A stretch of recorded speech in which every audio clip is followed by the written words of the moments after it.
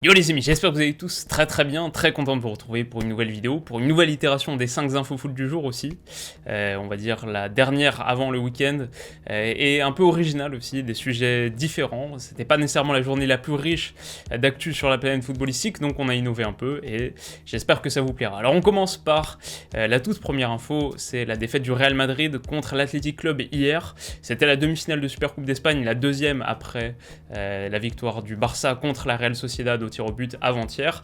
La deuxième demi-finale, perdue donc par le Real Madrid suite à un doublé de Raúl Garcia en première mi-temps. Alors bien aidé par une défense madrilène très friable, déjà sur l'ouverture du score et puis ensuite en concédant un penalty évitable. La réduction du score de Benzema, initialement refusée puis validée ensuite grâce à la VAR, ne changera pas grand-chose. Asensio a réalisé un très bon match, pas verni devant le but. Il trouve 2 fois les montants, mais une prestation plutôt aboutie.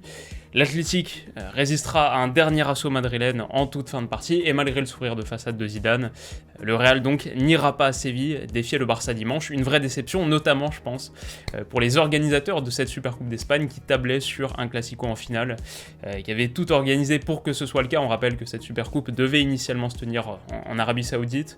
Bon, finalement, Covid oblige, ce sera plutôt à Séville, et ce sera dimanche soir, on le suivra et on en parlera lundi. Alors Arsenal, ralenti par Crystal Palace, ensuite freiné par Crystal Palace, 0-0 entre les deux formations, c'était à l'Emirates, et en réalité, c'est peut-être Crystal Palace qui aurait mérité de prendre les 3 points. Ils ont été plus dangereux, notamment sur ce coup franc de mon chouchou Eberechi Eze. James Tompkins trouve la barre. Encore un bon mouvement d'Eze au départ de l'action qui donne lieu à un centre, et là c'est Leno qui s'interpose brillamment devant Benteke.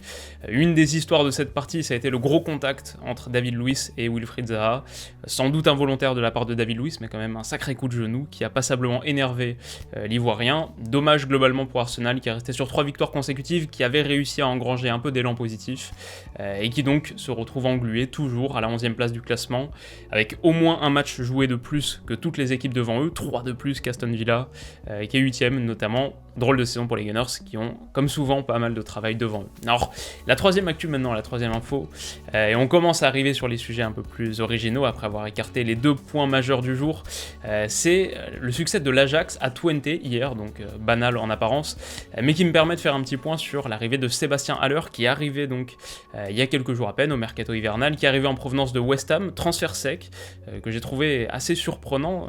Pour moi, Sébastien Haller, c'était vraiment un des top joueurs à suivre de l'été 2019. Je l'avais placé très très haut sur ma liste à l'époque. Vraiment un attaquant que j'estime énormément, palette extrêmement complète, à la fois puissant, technique, bon finisseur.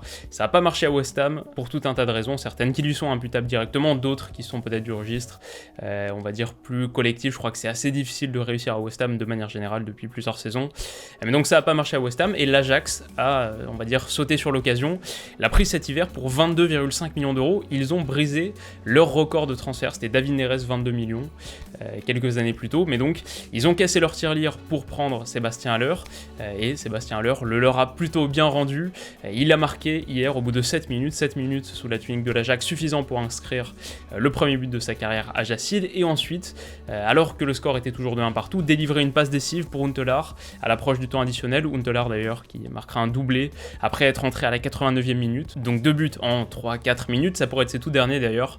Un petit point Huntelaar, il était censé prendre sa retraite à la fin de cette année, à la fin de cette saison, cet été, mais là se profile de plus en plus, en tout cas a été évoquée l'idée, et ça a l'air de se faire, l'idée que Huntelaar passe les 6 derniers mois de sa carrière, quitte l'Ajax pour retourner à Schalke. Donc on sait qu'il a passé 7 ans à peu près à Schalke, 7 ans à l'Ajax, c'est les 2 clubs de sa carrière, c'est ses 2 clubs de cœur, il l'a souvent évoqué, et pour prêter main forte à Schalke qui en a bien besoin, je pense que voilà, on est tous au courant de la situation assez dramatique là-bas, et j'aimerais même en faire une petite vidéo, ou en tout cas l'évoquer un petit peu plus en profondeur, mais bref, à Schalke c'est la misère. Huntelaar pourrait y aller pour rendre service sur les 6 derniers mois de sa carrière, s'il se sauvait grâce notamment à l'arrivée de Klaas-Jan Huntelaar, ce serait assez beau, bon, affaire à suivre. Ça, c'était un des points que je voulais évoquer sur ce match de l'Ajax. Un autre, c'est que, à la faveur de cette victoire, l'Ajax continue de maintenir son avance en tête du championnat hollandais, 3 points d'avance sur le Feyenoord.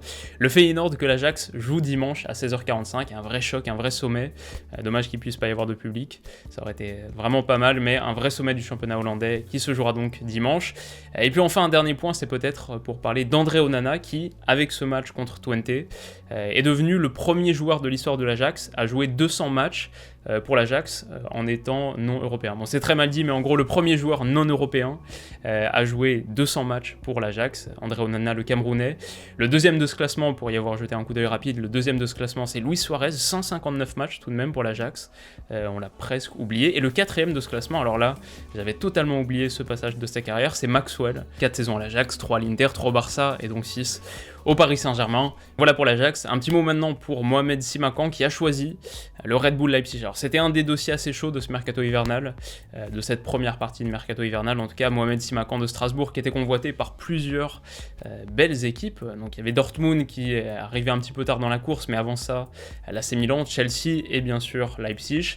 C'est un dossier qui a connu un soubresaut relativement malheureux. C'est la blessure de Simakan contre Lens. Il va devoir être opéré, une blessure estimée à 2 mois. Donc on aurait pu penser que ça mettrait un peu de plomb dans l'aile de toute cette affaire, mais non.